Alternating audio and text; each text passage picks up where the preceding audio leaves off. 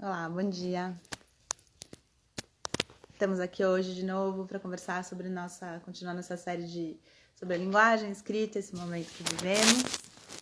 Hoje vamos falar com a psicóloga, a editora está tentando pôr aqui de um jeito melhor, Priscila Gunutzmann, que vem conversar comigo sobre, vou colar aqui o texto, o título. Chegou a Priscila. Identidade, poesia e emancipação, a linguagem dos saraus. Esse vai ser o nosso mote inicial para a nossa conversa.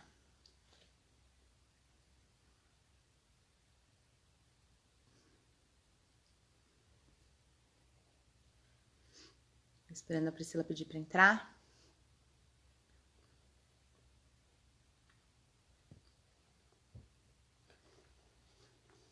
Isso.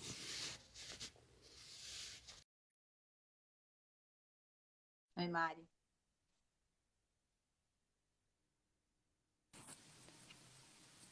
Oi, Priscila. Olá, querida, bom dia. Bom dia, tudo bom? Tudo jóia? Você me escuta bem aí? Super. Que ótimo. Obrigada por você estar aqui. Estou vendo esse pouquinho de livro aí atrás.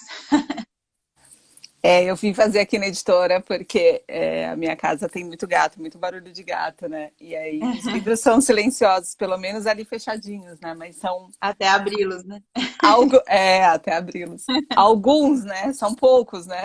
Um pouquinho. Obrigada por você estar aqui. E vamos falar sobre alguns assuntos, mas o nosso mote inicial tem um título bonito que eu vou dar uma colada aqui, que é Identidade, Poesia e Emancipação, a linguagem do sarau. Eu achei bacana porque tem aí nesse título três palavras, né? Identidade, poesia e emancipação. E quando a gente fala de saraus, normalmente a gente só se atém a uma delas, que é a poesia, né?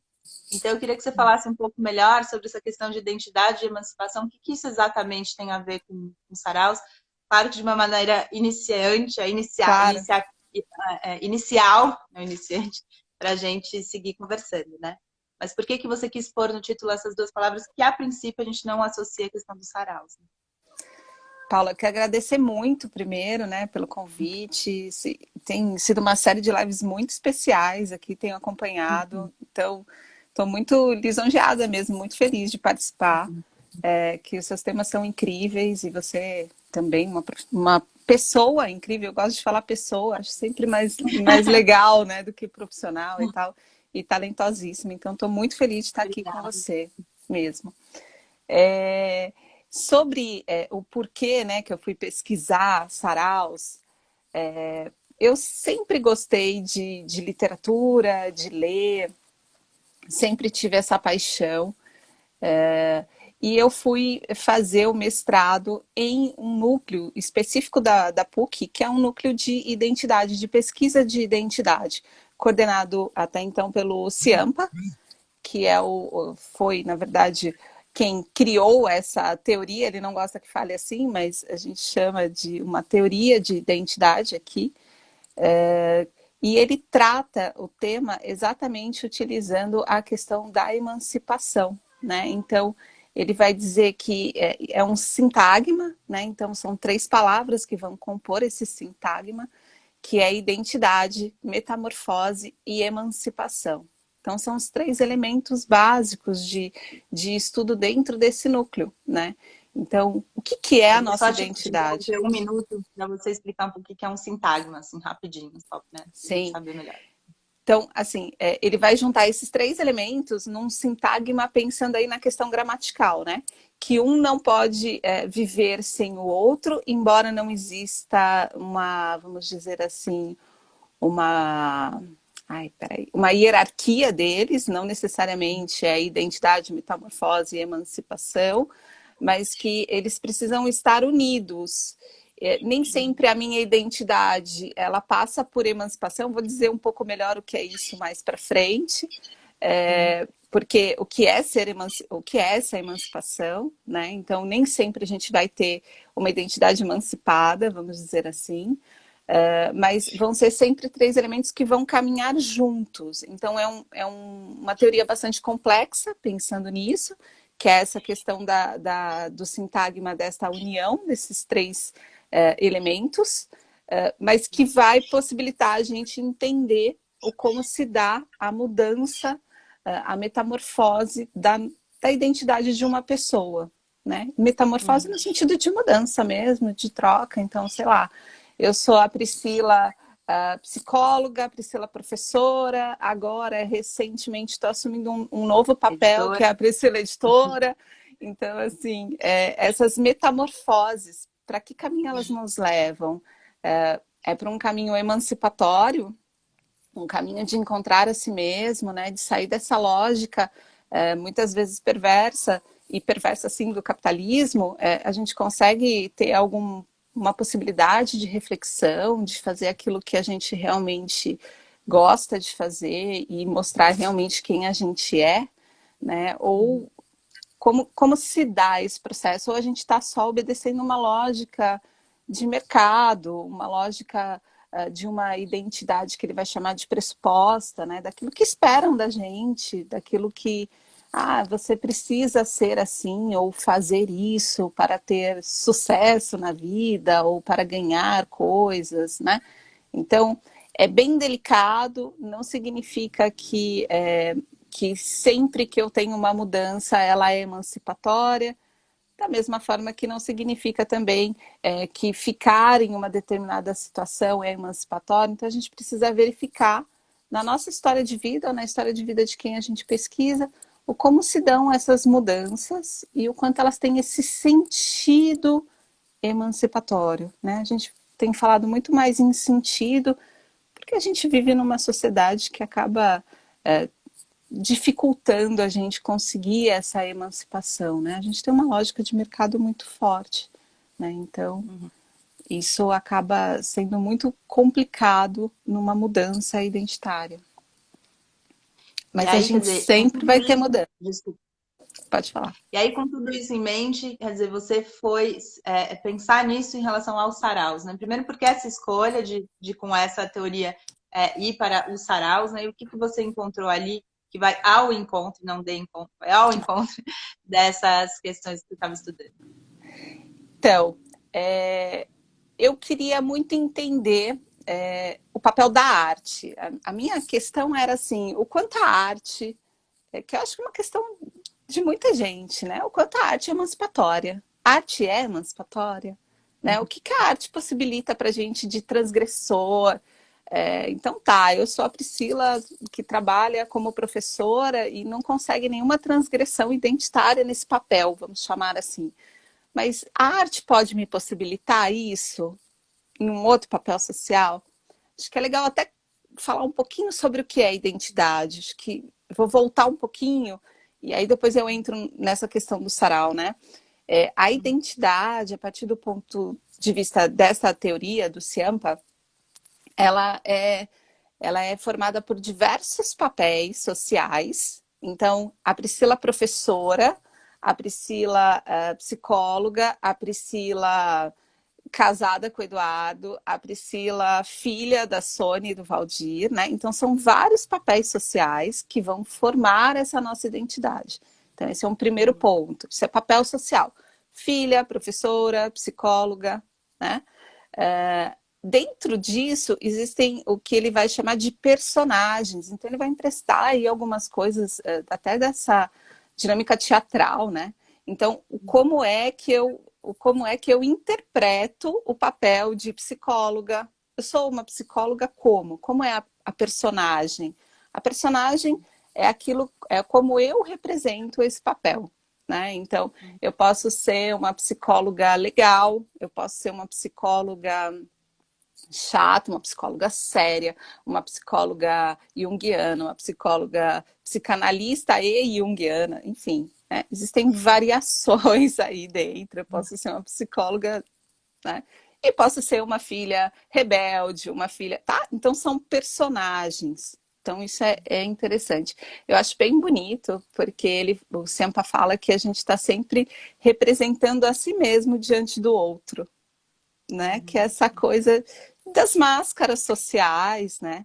Eu me apresento para o outro sempre através de uma representação de mim mesmo, né? Um Então, outro de nós mesmos, né? Com esses outros todos que nos habitam.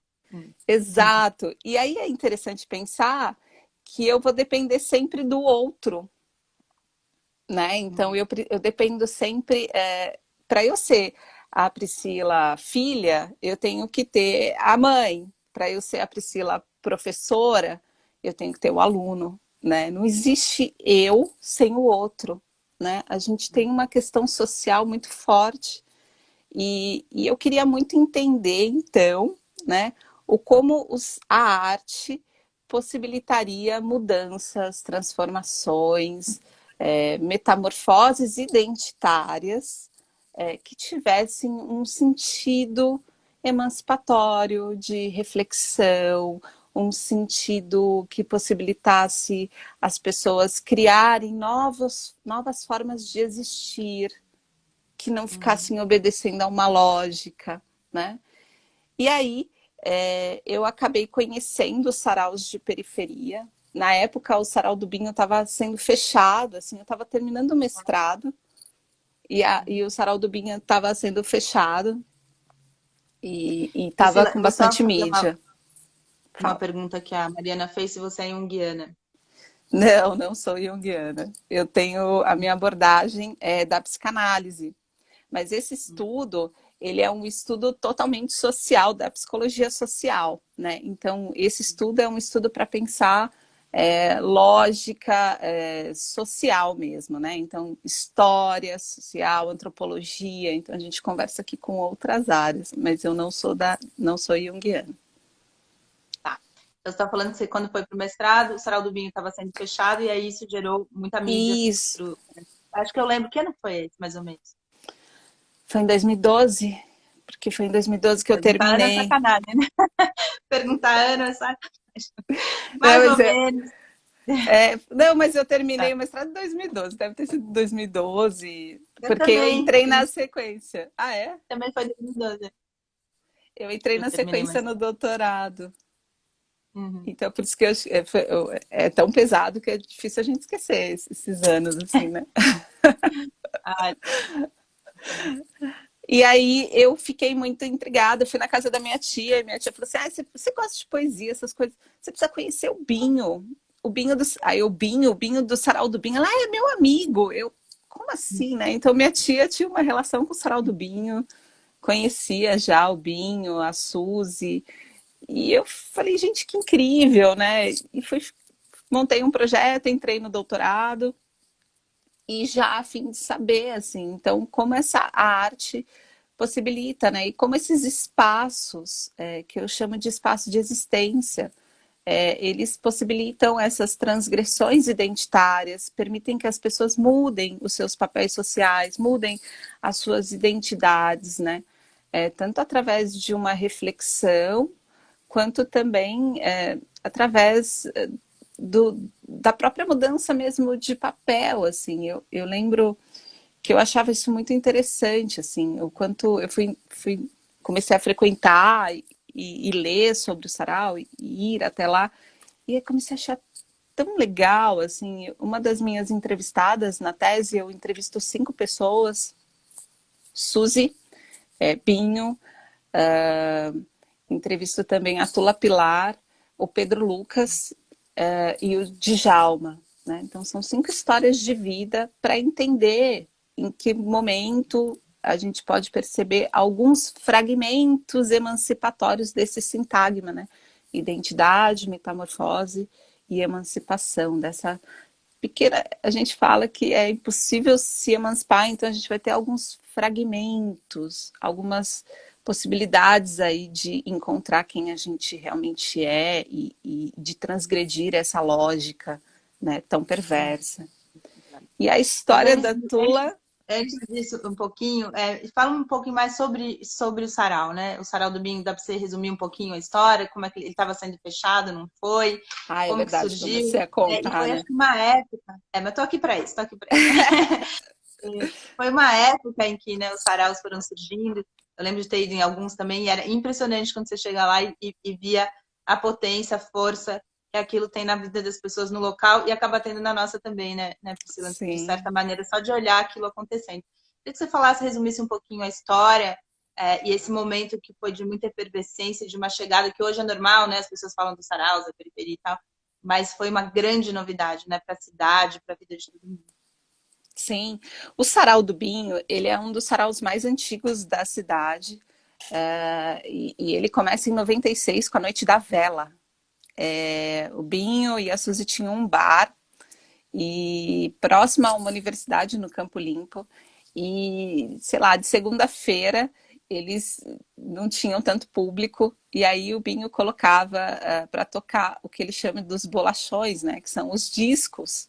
E aí tocavam os discos e eles deixavam o bar só à luz de velas, porque tinha pouca gente. Aí alguém falava, eu quero falar uma poesia, né? Então é uma história muito bonita desse início, né? Dessa poesia que começa a acontecer. E eles começam a declamar poesias, né? As pessoas, os participantes. E isso vai crescendo, né? O Sarau do Binho, após o fechamento, isso acontece porque é um sarau que cresce muito, né? E ganha muita visibilidade. Então, eles tiveram algumas questões, inclusive políticas, na época, e por isso acabam sendo fechados, né? Impedidos de acontecer, enfim, de abrir o bar, né? Porque quando você tem um bar, o Claudinei está falando aqui, a Noite da Vela. Quando você tem um bar, você tem toda Você sabe uma, bem, né? Sabe bem que né? processo.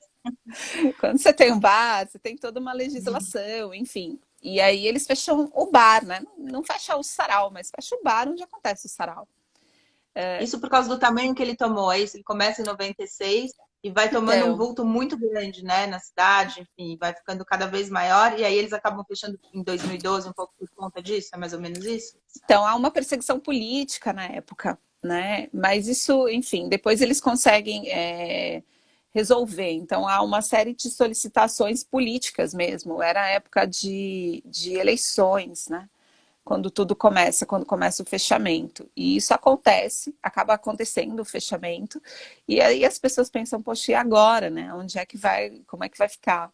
E eu acho isso uma virada muito legal. Eles acabam aí participando de vários outros eventos, né? No SESC, eles começam a participar, eles ganham lá um espaço no Espaço Clariô, das meninas do teatro, né, das clarianas. Então eles começam toda segunda-feira do mês, eles vão para as praças, vão para as bibliotecas, e eu acho isso muito legal.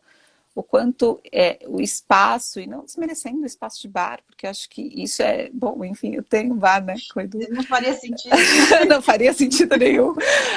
Mas assim, o quanto é legal que eles ocupem outros espaços, né? Então, assim, a cidade começa a ser ocupada pela poesia e por esse sarau, assim. E eu acho isso muito potente e muito bonito. Então, começa lá com a Noite da Vela. Ele é um sarau muito ligado às questões sociais, é um sarau muito presente, vai fazer entrega de livros no terminal Campo Limpo, receber doações e entregar lá livros no terminal Campo Limpo, vai fazer postesia, que eram várias, eles pegavam, na época mesmo das eleições, pegavam aquelas placas de políticos, pintavam poesias e saíam colando pela cidade, né, colocando essas placas pela cidade. Então, essa ocupação pela cidade é uma coisa incrível, né? Que é pôr a arte mesmo para as pessoas verem. Então,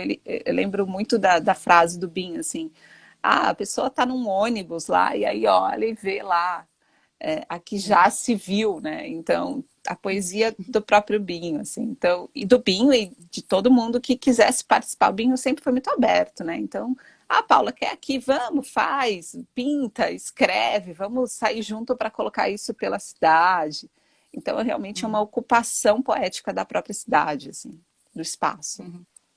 A Mariana está perguntando se tinha a ver, se acabaram indo também, se tinha um sarau no antigo KVA. né, se eles iam lá. Eu lembro que nesse sarau até o Chico César tocou a primeira vez, enfim, tinha um movimento ali, né?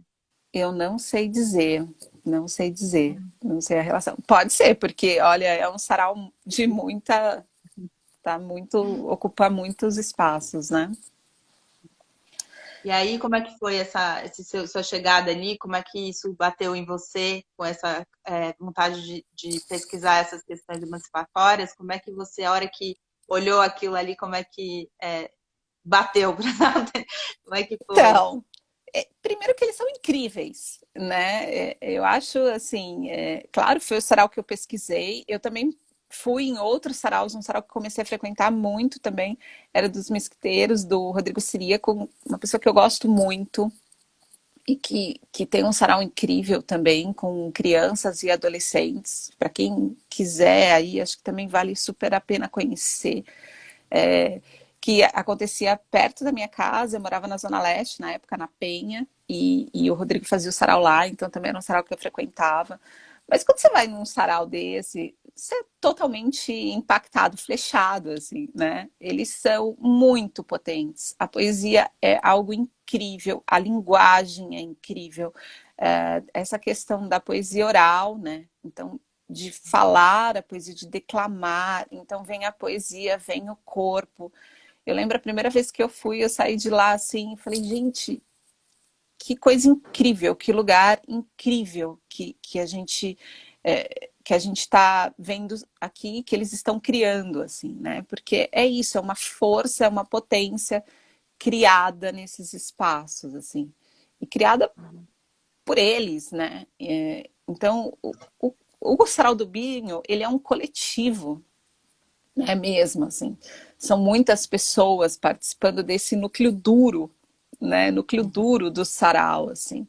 Mas ele também está ali aberto para qualquer pessoa que queira falar, né? E num espaço onde as pessoas não querem escutar, ter um espaço onde qualquer pessoa pode chegar e declamar uma poesia e falar, dar um recado e contar alguma coisa da própria comunidade. É incrível, né? Então, eu acho que isso foi o que me deixou mais impactada, assim. E aí acho que tem uma questão também de vida cultural, né, Priscila, que nesse momento que a gente está vivendo, que a gente não tem, e que eu acho que cria uma vida social, né, uma vida cultural, né, um ambiente cultural onde as pessoas que nesses locais não tinha, né? Hoje até você tem os céus, que enfim também estão meio sucateados, mas você não tinha um espaço onde se pudesse dar vazão, né, para essa questão cultural e também social, né? Então a potência ali quando você chega para ver carrega tudo isso também, né? Para além da poesia em si, o que tudo aquilo gera, né? O que é em volta da poesia, né? Sim, eu acho que o mais interessante dos saraus, e aí eu falo de uma maneira geral, a Cooperifa, por exemplo, é um sarau também incrível, que também começa, que acontece num bar, e, enfim, o Sérgio Vaz é uma pessoa incrível, admirável, mesmo por tudo que faz.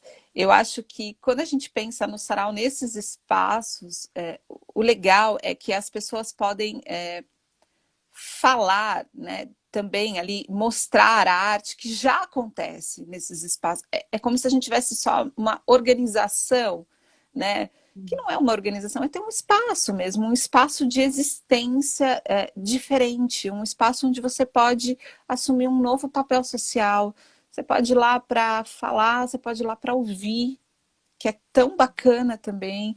Você pode ir lá para propor coisas, para questionar. Então, é um espaço que faz muita falta. Então, acho que sim, nesse sentido é isso, né? Ter espaço para mostrar aquilo que as pessoas já fazem incrivelmente, né? E que nem sempre reconhecem. E a identidade, só para não perder esse gancho, ela parte disso, né? Não existe eu sem o outro, né? Eu também quero apresentar para o outro, nesse caso de sarau, essa minha arte, né? E aonde é que eu vou apresentar? Né? A Tula Pilar, quando me deu a entrevista, ela falava assim, quando eu vi aquilo acontecendo, eu falei assim, nossa, eu quero falar no microfone, moço, eu posso falar no microfone? Né? A Tula é uma mulher Incrível, incrível. E é isso, né? Eu posso falar no microfone aqui? Claro, claro, né? O Pezão na época estava no sarau que ela estava falando, não era o sarau do Binho, né? Foi o início dela nos saraus. Claro, claro, sim. Ela, então eu vou fazer uma poesia que eu vou vir aqui.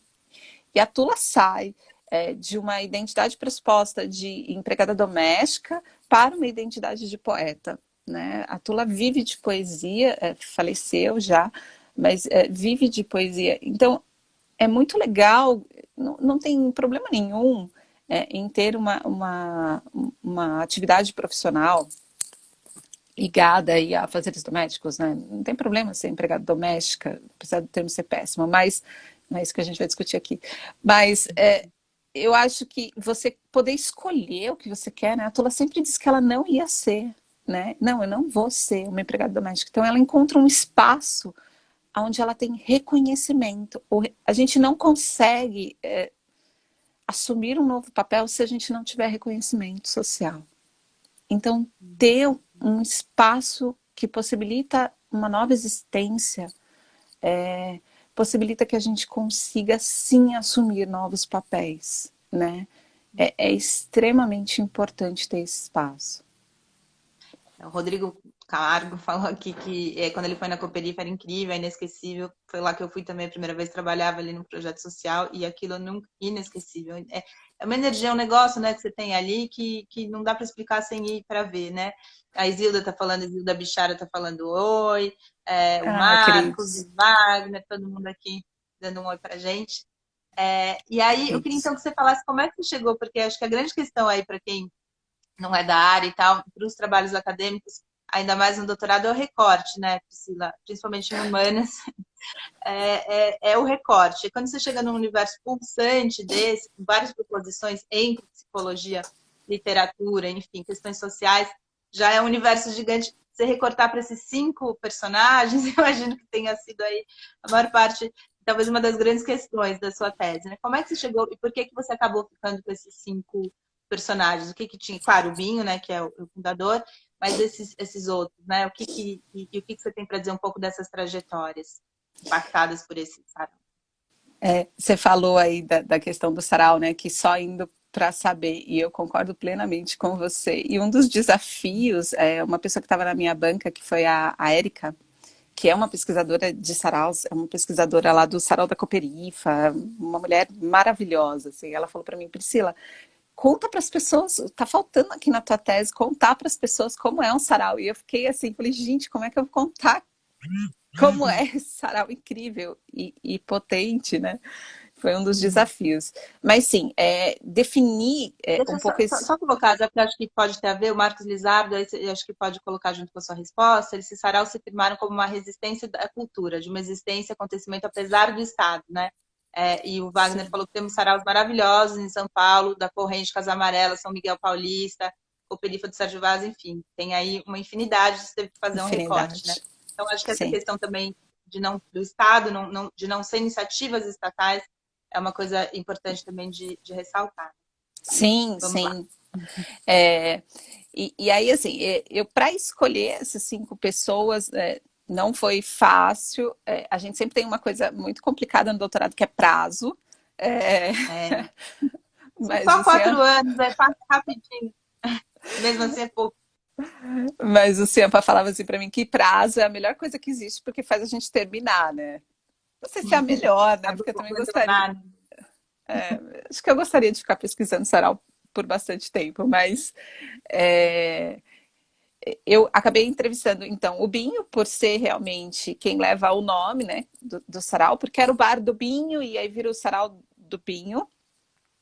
A Suzy, porque eu também comecei a levantar outros trabalhos feitos no sarau do Binho, na Cooperifa, enfim, no sarau de uma maneira geral, é a parte da literatura lá, né, de ler sobre esses saraus, e, e foi muito, muito legal, porque eu falei assim, não, a Suzy não está aparecendo aqui. A Suzy não aparecia.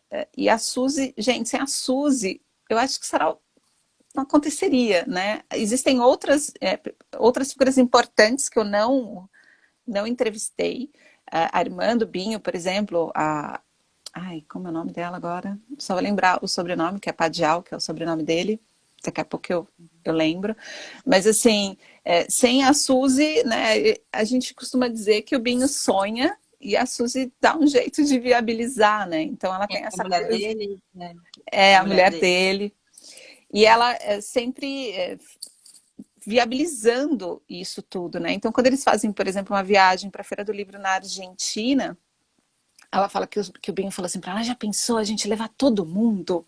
Ela falou assim, Priscila, quando ele fala assim, já pensou, eu falo, meu Deus, a gente vai ter que dar um jeito de fazer, porque aí ele fica lá, não, a gente tem que dar um jeito, a gente tem que dar um jeito. E ela conseguiu o patrocínio e levou várias pessoas que nunca tinham feito uma viagem internacional, o Pezão foi uma delas, tem um relato bem bonito dele sobre isso, sobre essa possibilidade de visitar um outro país, né, de ir para a Argentina, numa feira, né, numa feira cultural, né, então, Mas não foi meu aluno lá na Casa das Rosas, um orgulho.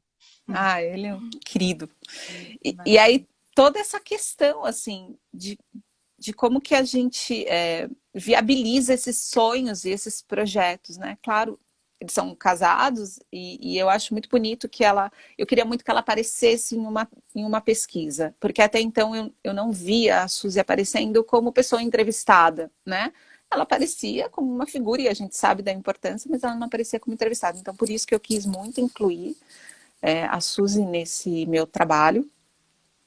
A Tula Pilar era uma pessoa que eu já conhecia, então Antes de entrar assim. na Tula, eu vou falar que a Isilda falou aqui, eu sinto um pouco isso de você e do Edu, eles sonham e você dá um jeito de realizar.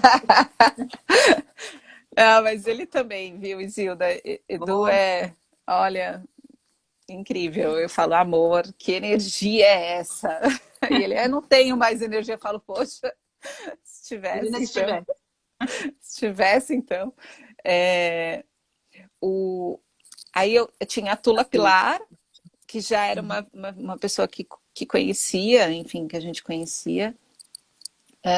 O Pedro, que o Pedro é filho da Tula, e ele nasce nesse esquema de sarau, né? Ele é alfabetizado, né?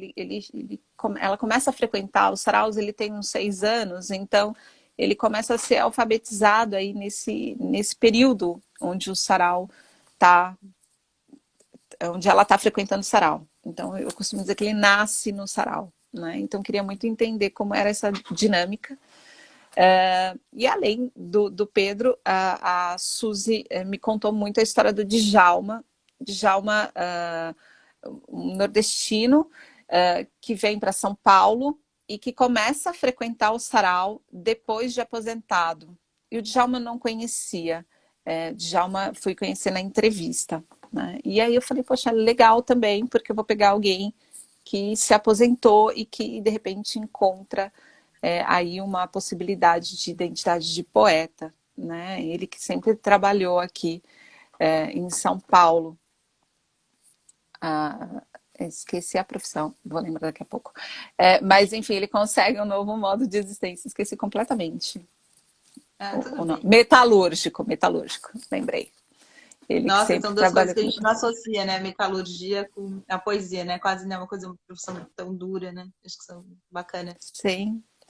E aí eu fui entrevistar, mas sim, é um desafio. Existem muitas pessoas frequentadoras, muitas histórias, e eu poderia ter feito várias outras escolhas, mas eu tinha que escolher, né? Então eu acabei escolhendo essas 5 pessoas por conta desses perfis, né? Primeiro o Binho por conta do próprio Sarau, tem o nome dele, a Suzy por ser uma figura que eu sempre achei muito chave no sarau e que não estava em outros estudos. Eu queria muito dar essa visibilidade mesmo dentro da área acadêmica, né? Não que a Suzy não tenha visibilidade, não isso, mas na área acadêmica. A Tula, porque eu sempre, enfim, conhecia já a Tula. E eu acho muito engraçado, Paula, porque eu começo o meu doutorado, e aí saindo um pouco da história do doutorado em si, da pesquisa, mas a Tula, eu falo muito dela, uma pessoa que gostei muito, assim, sempre. E ela conhecia o Eduardo, né? O Uhum. Eduardo, quando eu comecei o doutorado, eu não conhecia o Eduardo ainda. né? Ah, não. Então, não. E aí ela falava assim, ah, mas vocês... E quando ela viu a gente junto a primeira vez, né? Ela falou assim, nossa, olha só, formei um casal, né? É uma figura... Só para falar, caso alguém não saiba, né, que você é casado com o Eduardo Lacerda, que é o dono da Editora Patuá, que vocês, enfim, levam juntos, tem toda essa história juntos aí, Sim, né? Só por ficar sim. falando, às vezes alguém não sabe. Não, legal. Mas eu acho... Ela viu isso antes de acontecer aí. É, não, porque ela já conhecia ele, gostava muito dele, gostava muito dela também. A Tula, era muito difícil alguém não gostar da Tula. E aí eu achava engraçado. Ela falava, nossa, menina, aquele dia você me entrevistou, porque a nossa entrevista durou assim umas 4 horas, né? Que é uma outra coisa que eu posso comentar com vocês sobre o como que se dá essa entrevista, né? De narrativa de história de vida. Ela é mais alongada, às vezes tem mais de uma ida ao local para conversar com a pessoa de novo e tal. Mas ela falava assim, Baseado um nossa, tinha pouco que na ser questão da vocês história dois. oral. Na verdade, quando a gente faz uma pesquisa em identidade, a gente precisa de uma história de vida, né? A gente pode fazer um recorte e perguntar dessa história de vida a partir. Eu podia ter perguntado assim: quem é você a partir deste sarau, a partir do sarau, né? Mas a minha pergunta é: quem é você? Foi, né? Na época, quem é você? Então, eles ficaram meio assim, mas eu posso falar, nossa, quem sou eu? Uma pergunta, né, que nunca tinham me feito. Eu falei, aí é a única que eu vou te fazer, basicamente. Assim. Então, a pessoa conta a própria história, né? E, claro, as histórias são longas, né? A história do Djalma também, uma história muito bacana e com essas marcas, né? E aí ele acaba revelando, por exemplo, que desde criança ele escrevia nos cadernos, né? Então ele escrevia lá no Nordeste, quando ele morava ainda lá com a família lá, ele escrevia bem pequenininho e mesmo tendo que trabalhar, né? Trabalhou enquanto criança, né? Mas ele falava assim que ele escrevia e que as pessoas falavam que era uma bobagem, né? E que jogava assim, e que isso era perdido nas mudanças que fizeram até chegar aqui em São Paulo e tal. Então, quanto foi se perdendo. E ele fala da poesia de uma forma muito bonita, porque ele fala que a poesia sempre chamou ele, assim. Então, a poesia, ele fala, a poesia é um negócio que dá dentro da gente e que enquanto a gente não põe ela para fora e escreve, ela fica te chamando, te chamando.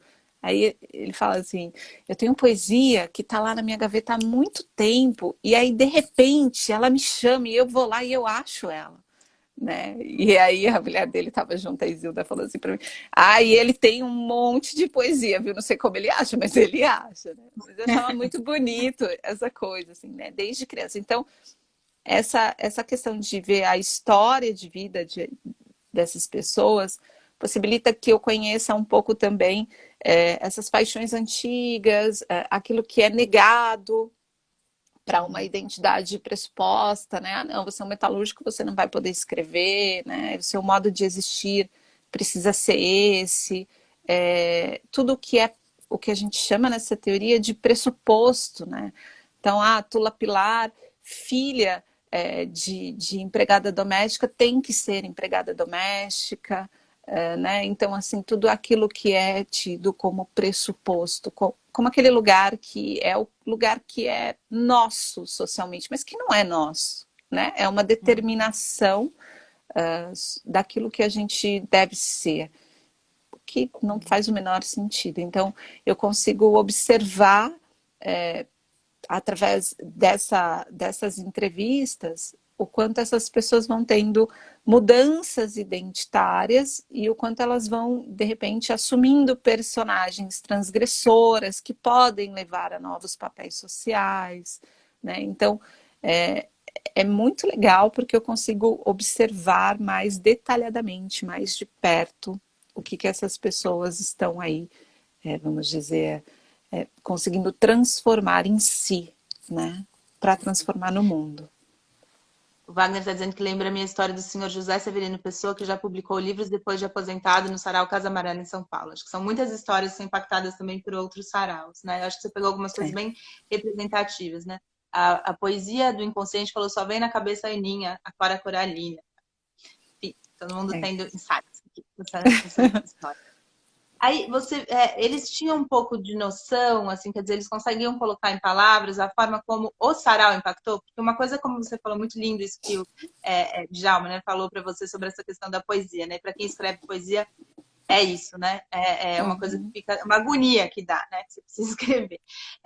Então, esse papel transgressor, enfim, que você está falando da poesia, acho que fica claro, mas eles conseguem enxergar, te dizer exatamente como o sarau em si foi o propulsor para isso? Assim, tem um lugar especial do sarau na vida deles? Eu queria que você comentasse um pouco também desse menino que foi. E é legal que você pegou dois extremos, né? Um aposentado, que aí o sarau, e um menino que foi praticamente alfabetizado dentro do sarau. Queria que você comentasse um pouco. Sim. O Pedro Lucas, aliás, ontem eu e o Eduardo estavam falando dele, uma pessoa maravilhosa também, assim, a gente admira muito.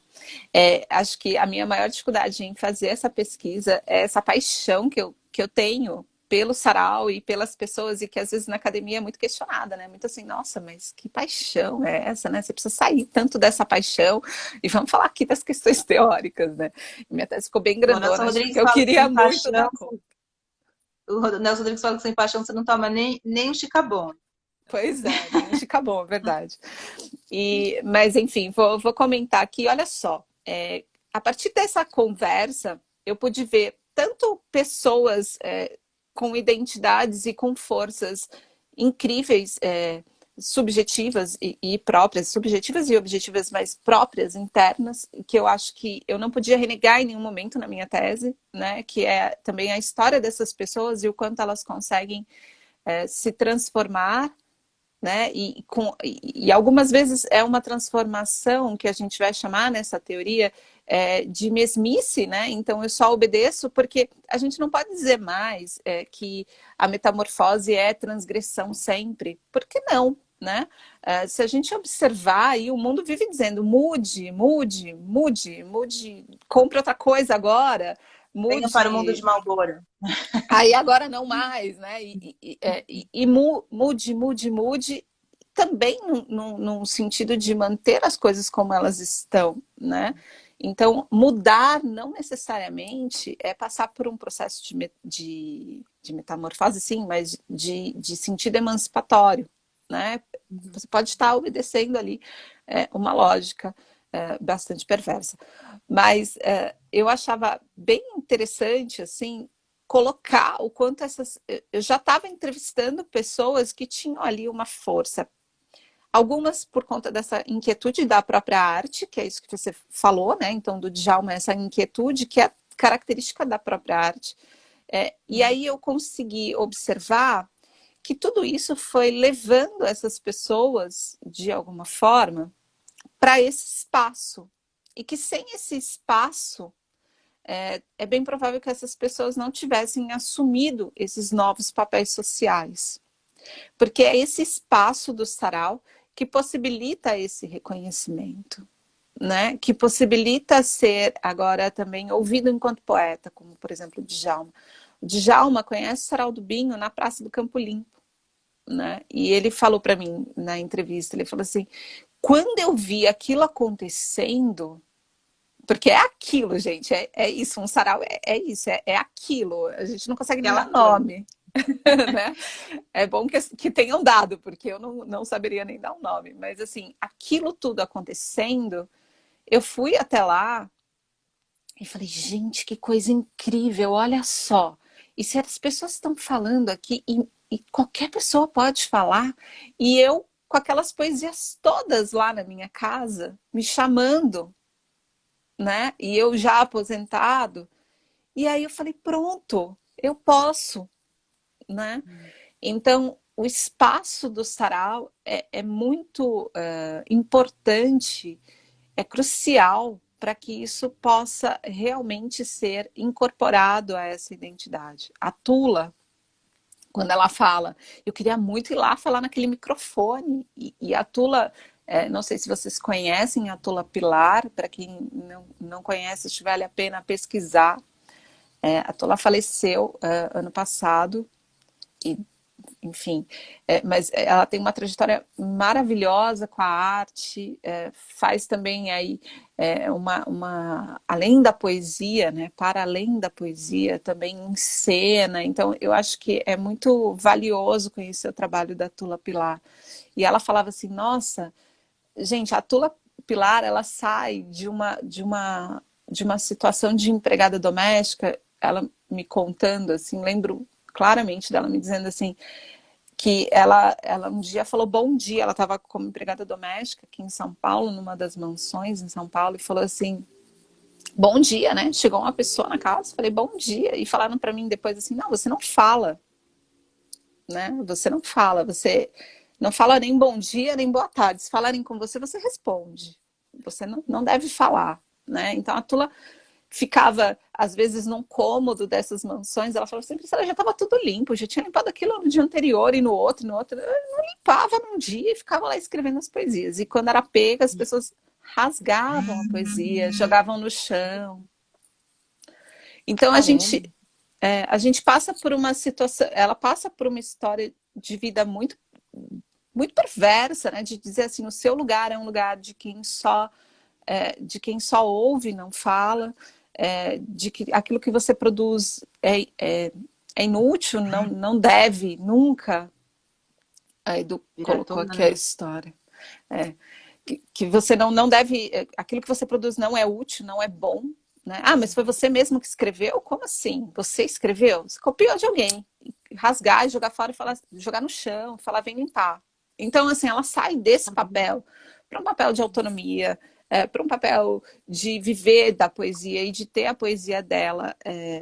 Sim, a poesia dela é uma poesia reconhecida. Então, ela consegue assumir esse novo papel. E isso acontece a partir do sarau, né?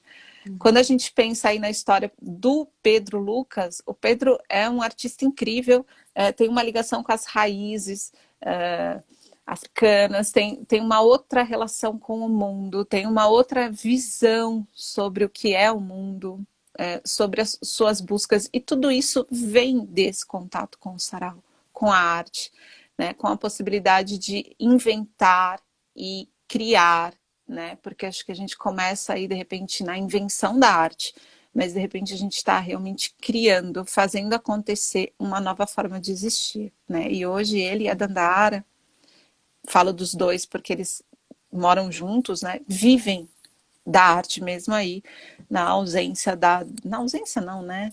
Sem a Tula, vou dizer assim, tá? Então o Pedro, ele tem uma visão muito própria, né? E aí eu lembro bem, assim, que quando eu cheguei nesse finalmente, né, de ouvir as histórias de vida, eu já tinha contado a história do sarau, a própria história do sarau já daria uma tese sobre identidade e metamorfose, porque é um sarau muito amplo, né? As histórias de vida, que são essas 5, a história do Bin e da Suzy, que também são histórias muito, muito legais, que vale também a pena conhecer. A Suzy com essa coisa de, não, eu preciso ir atrás dele e eu preciso dar um chão, porque o Pinho vai indo, né?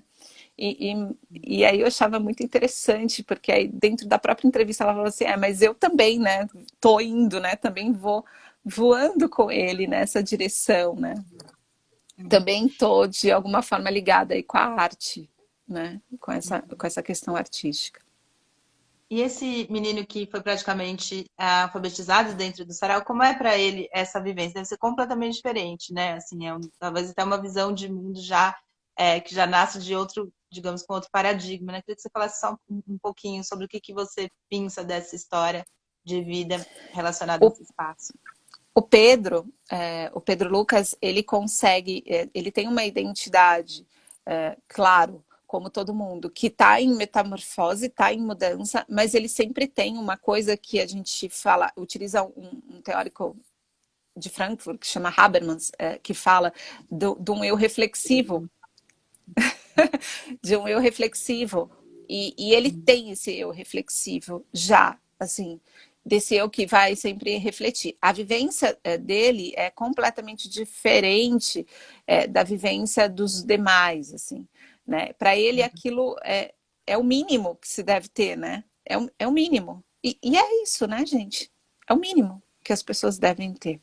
E é a partir dessa vivência que ele tem essa formação desse eu reflexivo tão, tão forte, desse questionamento tão forte, apesar de todas as lutas e de todas as dificuldades que a gente tem na vida, né? O Pedro sempre está trazendo essas questões e falando muito sobre o quanto a gente tem coisas a aprender em outros espaços e com pessoas, claro, da academia e sim, mas também de outras academias, né? Como que é na África, como que são outros pensadores, né? Então o Pedro tem uma ligação diferente com o mundo e eu acho que sim, vem a partir desse espaço, né? Porque é assim que ele fala. O Pedro estava navio negreiro, né? No Sarau do Binho, assim. Tem vídeos Com que dele, idade? assim, uns 6, 7 anos. É Ele é muito filho da lindo. Tula. É Ele é o isso. filho da Tula Pilar, é. Você vê, então, acho que aí você já pegou, né, um espaço de ressignificação completo, né? Só essas duas histórias já dava outra, né? Se ela tinha essa questão ali naquele, né, que dizem, né, muito que o último lugar aí da senzala é o quartinho da empregada, né, que o pessoal do movimento negro fala, ele poder estar na navio negreiro e estar ali ouvindo a mãe falar desde pequeno é muito lindo, né? É um espaço É que só o muito lindo. sarau não tem outro lugar que pudesse dar essa dimensão, né? É isso. Enquanto você não tem um espaço que possibilita esse reconhecimento e essa nova forma de existir, eu acho isso muito bonito falar, né? Novas formas de existência, a gente não consegue promover de fato a mudança. Por isso que esses espaços são criados, e aí as pessoas já falaram, né? Para além do Estado, para além do poder público, eles são criados por uma necessidade e também como um ato de coragem, né? Assim, eu costumo dizer que eles fazem muitas coisas com pouco ou quase nada. E eles fazem coisas muito importantes e muito significativas. Então, não adianta a gente falar só, não, as pessoas têm, né, essa bobagem que se fala aí, né? As pessoas sozinhas conseguem. Não, não é. Sozinho a gente não consegue, assim, o reconhecimento social que também vai fazer parte dessa nossa identidade, né? O doutorado só tem validade porque existe um reconhecimento social sobre ele. O meu papel de psicóloga só tem, só se torna real porque existe um reconhecimento social. Então, o reconhecimento social é essencial, né? Enquanto a gente disser quem pode ou não ocupar alguns espaços, e eu acho que socialmente, pelo menos, eu vejo que a gente vai continuar assim, né? A gente não consegue mudar esse mundo, né? Então, o sarau é uma possibilidade de mudança do mundo. Eu encerrei minha tese dizendo isso, né?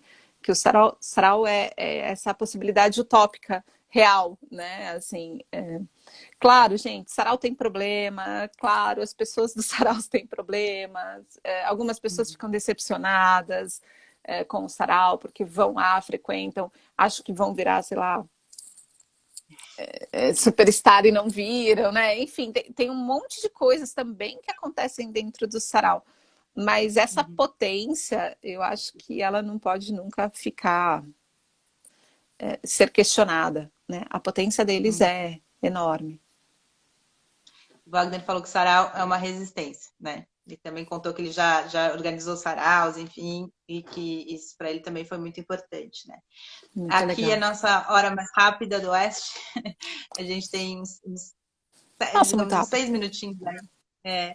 Eu queria que nesse fim, assim, você dissesse um pouco como é que, se você sabe, né, se você continua acompanhando, como é que tá isso, se você falou que o Sarau do Binho estava para fechar, se voltou, como é que as pessoas podem ter contato com esse universo, o que você indica para elas nesse momento que não podemos sair, não devemos sair? Não devemos Como é que sair. dá para entrar em contato com esse universo mesmo estando em casa? O que você indica para as pessoas? Se tem também trabalhos outros que falam sobre a questão dos saraus, né?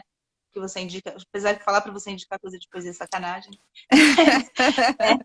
E se seu trabalho está acessível, enfim, se vai ser publicado ou se dá para as pessoas encontrarem. Bom, meu trabalho deve ser publicado algum dia, né? Eu preciso pegar esse trabalho e revisitar e dar uma boa reduzida, porque ele ficou muito longo, porque essa dificuldade de cortar as coisas e tudo é importante quando a gente gosta muito de algo, né? Mas um dia sai. E eu acho assim, quando a gente pensa em espaço, é claro que o espaço físico, isso é uma coisa que a gente tem pensado, que eu tenho pensado bastante, o espaço físico é esse espaço de, sei lá, tá numa praça e o Djalma poder conhecer um sarau, né? Tá numa praça e o Binho tá falando do cabelo, que o cabelo é perfeito e maravilhoso, e o Djalma fala assim, nossa, poxa, eu sempre achei que o meu cabelo era ruim, né? Então, é poder estar ali, e eu acho isso maravilhoso, assim, porque eu acho que o encontro pessoal, ele tem essa potência, mas não devemos sair.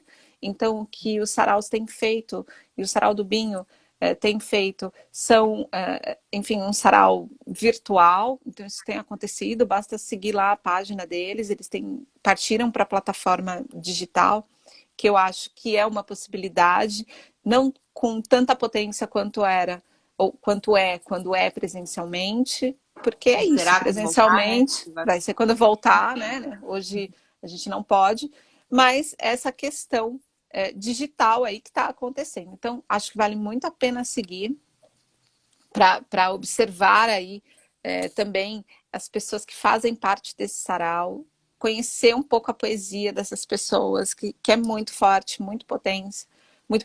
A arte ali mesmo como transformação, né? Como mudança e como potência para a gente conseguir conquistar um mundo melhor, criar um mundo melhor. Né? A gente precisa criar esse mundo melhor. Se a gente não criar, ele não vai vir. Né? Então, claro, vão haver dificuldades, mas a gente pode criar esse mundo melhor. E, gente, dicas de leitura sobre sarau, existem várias teses, dissertações, essas pessoas têm dado muitas entrevistas, tem vários vídeos lindos da Tula Pilar, vários vídeos incríveis, que eu acho que também vale muito a pena aí para quem está interessado em sarau. E eu acho que o que eu mais queria dizer, assim, também, é o quanto a identidade da gente vai se transformando, vai mudando, e o quanto a gente pode usar a arte, né, a partir da arte, conseguir aí mudanças um pouquinho, né, em sentido, vamos dizer assim, emancipatório, nesse sentido aí da gente poder sair de uma lógica tão difícil. Uhum. Perguntaram qual é a página do sarau. Do Sarau do Binho, eles estão no Facebook. Então, eu acho que é um @Sarau do Binho. Uhum. A Rodrigo está falando Binho. muito bacana. O Claudinei falou que a conversa foi ótima. Várias pessoas aqui falando que a conversa está muito legal. Deixa eu ver aqui. Isso, lives com vários daqui é ótima. Conversa maravilhosa, que nós somos grandes. Ah, que E legal. Marcos Lizardo, gostei demais. Acho que é por isso que passa rápido. Enfim, vários comentários bacanas. Quero te agradecer muito. Falar que isso é um trabalho super importante, né? Muito poder olhar por essa perspectiva. Eu nunca tinha pensado por essa perspectiva, apesar de ter visto isso acontecer várias vezes, né? Eu acho que também, a gente tem mais um minutinho aqui, eu acho que também tem essa possibilidade de olhar para a arte como esse lugar, né? Também de transformação e não só de, enfim, de aparecer ou tal, mas de como você pode crescer e se modificar pela arte, né? Sim, acho que é isso. Que a gente possa criar e também apresentar o nosso trabalho para as pessoas, né, esse trabalho artístico e que para conseguir aí um novo reconhecimento, né? Gente, não tem jeito, a gente é um ser social, né? A gente precisa fazer essa sociedade melhor, precisa criar aí um novo modo de existir.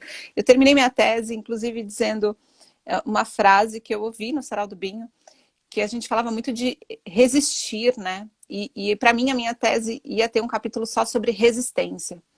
E aí, lá eu ouvi, resistir não, existir. E eu achei isso incrível. Eu falei, bom, eu estou falando de existência mesmo, né? Acho que por isso que eu falo tanto de espaço de existência. E eu acho que a gente precisa ir para isso. Existir, né, gente? Existir de uma maneira melhor. Tá bom, muito bom terminar assim. Obrigadão, viu? Obrigada, Obrigada, foi querida. ótimo.